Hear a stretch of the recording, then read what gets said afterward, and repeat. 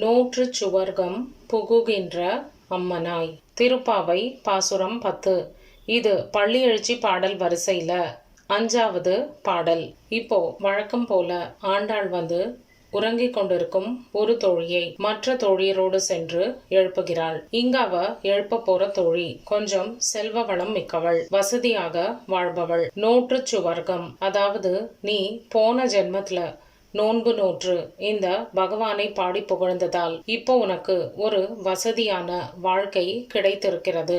அதனால நீ பட்டு மெத்தையில இன்னும் உறங்கிக் கொண்டு இருக்கின்றாயோ? மாற்றமும் தாராரோ வாசல் திறவாதார். நாங்க இவ்ளோ நேரம் உன்னை கூப்பிட்டோம், நீ வாச கதவையும் திறக்கல, வரேன் வரல அப்படின்னு வாயை திறந்து கூட ஒண்ணுமே சொல்லாமல் உறங்கிக் கொண்டு இருக்கின்றாயே. உலகத்தை காக்கிற திருமாலுக்கு உகந்தது துளசி. எப்போதும் திருமாலோட திருமார்பில் மாலையாகவே இருப்பதை விரும்புகிறாள் துளசி தேவி. துளசி என்ற சொல்லுக்கு தன்னிகரற்றது அப்படிங்கிறது அர்த்தம். இந்த துளசி தேவிக்கு பிருந்தை அப்படின்னு ஒரு பெயர் உண்டு. மகாவிஷ்ணு சொல்கிறார், துளசி தீர்த்தத்தால் என்னை அபிஷேகம் செய்தால் பல ஆயிரம் அமிர்த குடங்களால் அபிஷேகம் செய்த ஆனந்தம் அடைவேன். இப்படி பெருமையும் மகத்துவமும் வாய்ந்தது துளசி. இந்த துளசி பூலோகம் வந்ததற்கு ஒரு புராண கதை இருக்கிறது. துளசி தாய் பூமியில பிருந்தை அப்படிங்கிற பெயர்ல பிறந்து ஜலந்தரன் அப்படிங்கிற ஒரு அசுரனை திருமணம் செய்து கொண்டு வாழத் தொடங்குகிறாள்.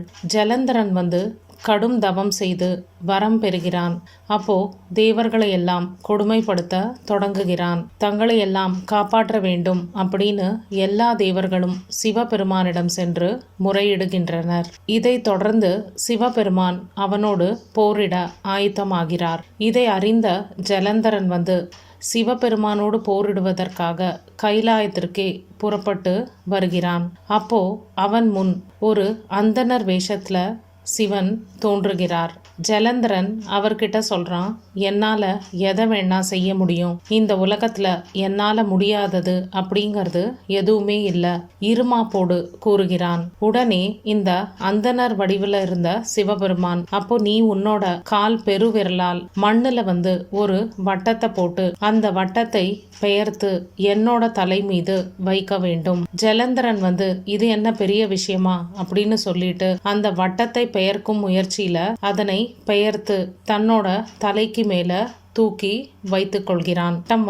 ஒரு சக்கரமா மாறி அவனோட உடலை இரு கூறுகளாக பிளந்து மீண்டும் அனல் கக்கும் தீப்பிழம்பாக மாறி சிவனின் திருக்கரத்தை சென்று அடைகிறது. கைலாசத்துக்கு போன தன்னோட கணவன் இன்னும் திரும்பி வரலையே அப்படின்னு கவலையோட இருக்கா பிருந்தா. அவ கற்பு எப்போ அழிகிறதோ அப்பதான் இந்த ஜலந்தரனுக்கு உண்மையான மரணம் அப்படிங்கிற ஒரு வரம் இருக்கிறது. அதனால இப்போ தேவர்கள் மகாவிஷ்ணுவிடம் சென்று முறையிடுகிறார்கள். இப்போ விஷ்ணு ஒரு முனிவர் வடிவில் அந்த பிருந்தை முன் தோன்றி ஜலந்தரனோட பிளந்த 2 கூறாக இருக்கும் உடம்பை எடுத்துக்கொண்டு அங்கே செல்கிறார். உன்னோட கணவன் ஜலந்தரன் கைலாயத்துல நடந்த போர்ல இறந்து விட்டான், ஆனா என்னால அவனை திருப்பி உயிர் பெற்று தர முடியும் அப்படின்னு சொல்லி உடனே அவனோட அந்த 2ஆ இருந்த உடம்ப ஒன்னாக்கி அதுக்குள்ள உயிரை புகுத்துகிறார். 2ஆக இருக்கும்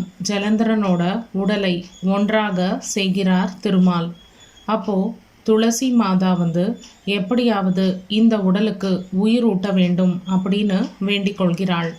உடனே திருமால் தன்னோட உயிரையே அந்த உடலில் புகுத்துகிறார். இப்போ ஜலந்தரனே உயிர்ப்பித்து வந்து விட்டதாக நம்பி விடுகிறாள் துளசி. அதனால அவ ஜலந்தரனோடு குடும்பம் நடத்த தொடங்குகிறாள். அதாவது இப்போ திருமாலோடு அவள் குடும்பம் நடத்துகிறாள். காலப்போக்கில் அவளுக்கு தன்னுடன் இருப்பது தன்னோட உண்மையான கணவன் ஜலந்தரன் இல்லை அப்படிங்கிற அந்த உண்மை புரிகிறது. இப்போ இதனால அவ உடனே தீயில் விழுந்து உயிரை துறக்கிறாள். திருமால் இதனால் ரொம்ப வருத்தம் அடைந்தார். இவரோட இந்த வருத்தத்தை போக்குவதற்காக பார்வதி தேவி பிருந்தை தீக்குளித்த அந்த இடத்திலேயே தன்னோட இடது கை சிறுவிரலில் இருந்து ஒரு விதையை உண்டாக்கி அதை சிவபெருமானிடம் கொடுக்கிறாள். அதை பிரம்மா பெற்று பிருந்தை இறந்த இடத்தில் தண்ணீர் ஊற்றி வார்த்தார். அப்போ அங்க அது துளசி செடியாக உருவானது. இப்போ திருமால் வந்து அந்த துளசி செடியை எடுத்து தன்மேல் அணிந்து கொண்டு மீண்டும் சகஜ நிலையை அடைந்தார். நாற்ற துழாய் முடி நாராயணன் நம்மால். நாற்ற துழாய் அப்படிங்கிறது துளசி செடியை குறிப்பது. பகவானுக்கு மிகவும் பிடித்தது துளசி. இந்த துளசி மாலையை தன்னோட கழுத்தில் அணிந்திருக்கும் அந்த நாராயணனோட பெருமையை போற்ற பறை தரும் புண்ணிய நாள் பண்டொரு நாள். இந்த நாராயணனோட பெருமையை நாங்கள் பாடிக்கொண்டு இருக்கின்றோம். போற்ற பறை தரும் புண்ணிய நாள் பண்டொரு நாள். போற்றுவதற்கு உரிய, நம்ம எல்லாம் புகழ்ந்து பாடுவதற்குரிய குணநலன்களை கொண்ட அந்த நாராயணனோட ஒரு அவதாரம், புண்ணிய அவதாரம், புண்ணியனாக வந்து அவதரித்த ராமபிரானோட அவதாரம். அப்படிப்பட்ட ராமபிரான் அன்று கூற்றத்தின் வாய் விழுந்த கும்பகர்ணனை அழித்தார். அந்த கும்பகர்ணன் எப்படிப்பட்டவன்? கூற்றத்தின் வாய் விழுந்த, உறக்கம் அப்படிங்கிற ஒரு சிறையில அகப்பட்டவன் கும்பகர்ணன். ராமபிரானால் கொல்லப்பட்டு இறக்கும் அந்த தருவாயில தோற்றும் உனக்கே பெருந்துயில்தான் தந்தானோ. ராமபிரானிடத்தில் தோற்று, அப்புறம் ஒரு தொற்று போல அந்த தூக்கத்தை உனக்கு கொடுத்து விட்டு சென்று விட்டானோ. ஏன்னா இப்போ நீ கும்பகர்ணனை போல உறங்கிக் கொண்டு இருக்கிறாயே அப்படின்னு கேட்கிறாள். ஆற்ற அனந்தல் உடையாய் அருங்கலமே. சோம்பேறித்தனம் மிகுதியாக இருக்கும் தோழியே, எங்களோட அணிக்கே ஒரு அணிகலனாக அருங்கலமாக விளங்குபவளே, தேற்றமாய் வந்து திரவேலோர் எம்பாவாய். உன்னோட உடைகளை எல்லாம் சீர்படுத்தி கொண்டு கலக்கமும் இல்லாமல் வந்து கதவை உடனே திறப்பாயாக. நம்ம எல்லாருமா ஒன்னா சென்று நீராடி விட்டு அந்த பாவை நோன்பை மேற்கொள்ளலாம் அப்படின்னு சொல்கிறாள். இந்த பாசுரத்துல சொல்லப்பட்டிருக்கும் ஆழ்வார் பேயாழ்வார். பகவானை அடைவதற்காக கடும் முயற்சியை மேற்கொண்டவள் துளசி.